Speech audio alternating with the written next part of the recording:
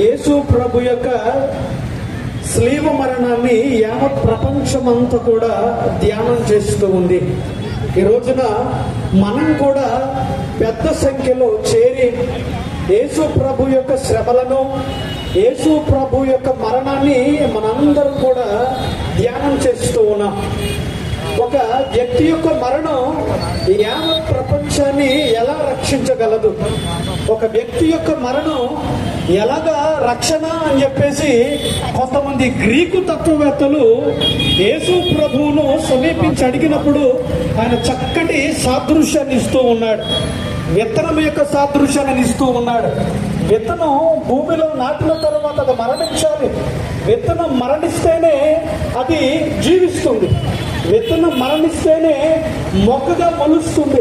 విత్తనం మరణిస్తేనే అది ఫలాలను ఇస్తుంది, పుష్పాలను ఇస్తుంది అని చెప్పేసి ప్రభువు వారికి చెప్పిన తరువాత వారికి బోధపడింది. అంతేకాదు, ఒక పెలికాన్ పక్షి తన యొక్క రక్తంతో తన బిడ్డలకి ఆహారాన్ని ఇస్తుంది.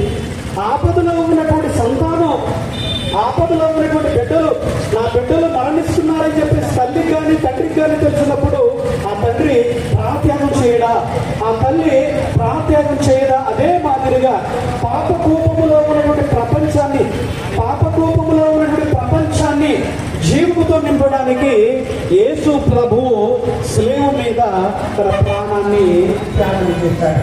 అందుకని యోహాను సువార్త 3వ అధ్యాయం 16వ వచనంలో చదువుతూ ఉన్నా, లోకాన్ని ఎంతగానో దేవుడు ప్రేమించాడు కాబట్టి తన ఏకైక కుమారుని ఈ లోకానికి పంపించాడు అని వాక్యం చెబుతూ ఉంది.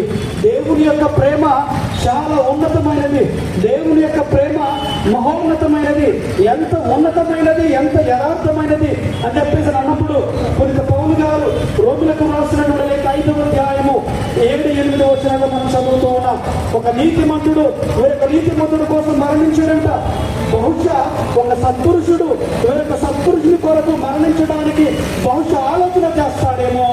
కానీ యేసు ప్రభు మనము పాపాత్ములై ఉన్నప్పుడే, మన స్థితి పాపపు స్థితి అయినప్పుడే పరిశుద్ధుడు పాపాత్ముల కోసం మరణించడం ఏంటి? అది కదా నిజమైనటువంటి ప్రేమ, అది కదా యథార్థమైనటువంటి ప్రేమ అని చెప్పేసి పౌలు గారు చెబుతూ ఉన్నాడు.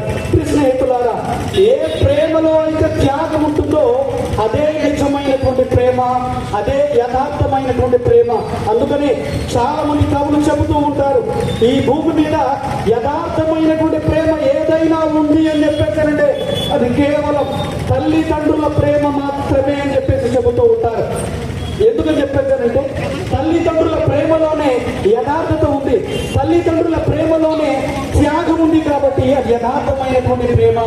కాబట్టి యేసు ప్రభువు యొక్క ప్రేమ యథార్థమైనటువంటి. ఎందుకని చెప్పేసారంటే తన యొక్క ప్రాణాన్ని సైతం లెక్క చేయకుండా తన యొక్క ప్రాణాన్ని మన కొరకు ఆయన త్యాగం చేశాడు. కాబట్టి ఆయన ప్రేమ యథార్థమైనది. అందుకని శిలువ మరణం అనేటువంటిది యాదృచ్ఛికం కాదు. శిలువ మరణం అనేటువంటిది ఏదో యాక్సిడెంటల్ గా జరిగినటువంటిది కాదు. లేఖనాల ప్రకారం పాత నిబంధన గ్రంథాల, నూతన నిబంధన గ్రంథాలు అన్ని కూడా యేసు ప్రభు యొక్క మరణం గురించి వర్ణిస్తూ ఉన్నాయి.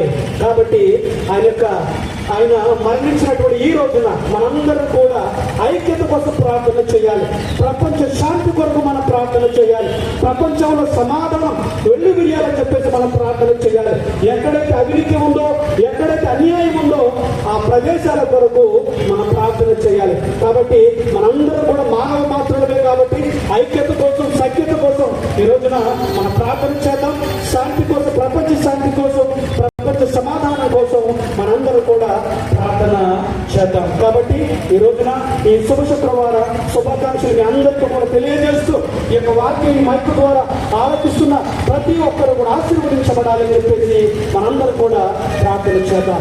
పిత, పుత్ర, పవిత్ర ఆత్మ నామమున యేసు రక్తమే జయం, యేసు రక్తమే జయం, యేసు రక్తమే జయం.